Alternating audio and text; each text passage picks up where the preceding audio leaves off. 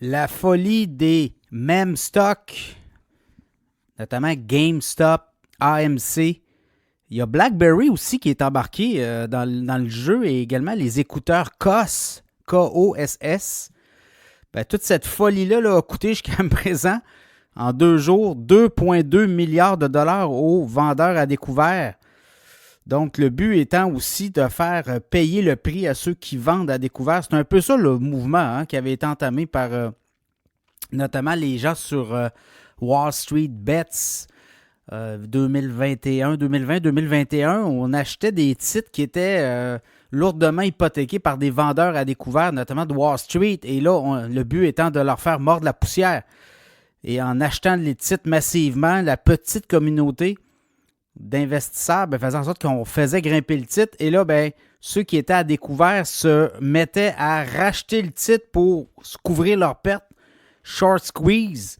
Et là, c'est ce qu'on voit un peu. Je regarde le titre de GameStop encore aujourd'hui, hausse de 60%, hausse de 18,30 à 48,75.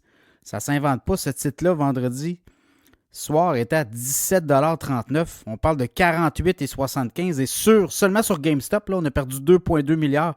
Les vendeurs à découvert. Dans le cas d'AMC, aujourd'hui, on a pris tout près de 31 %, 1,62 $. Ça s'est un petit peu replacé. Là. En début de séance, on était à 11,82 $, puis on a fini à 6,85 $. Mais je regarde en après-marché, ça repart vers le haut. Et dans le cas d'AMC, on a conclu en avant-séance, on a levé des fonds. On a émis de nouvelles actions et ça a fait en sorte qu'on était capable là, d'aller chercher des dollars supplémentaires. Dans le cas d'AMC, je pense que c'est 250 millions de dollars qu'on a levé. Donc, on a profité de cette hausse du titre.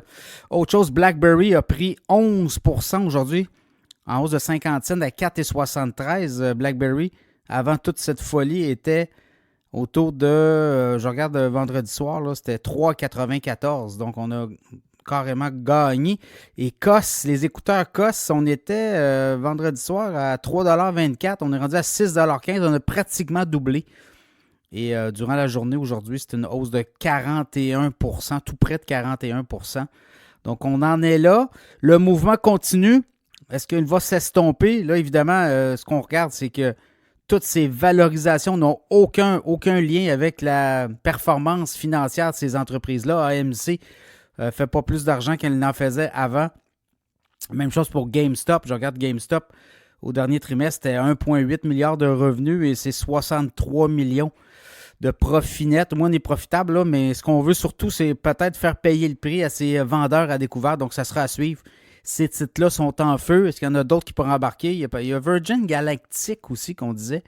Dans le cas de Virgin Galactic, le stock a monté de quoi? Là? On était vendredi soir à 96 cents. On était à 1,27 $. Monté de à peu près 31 %.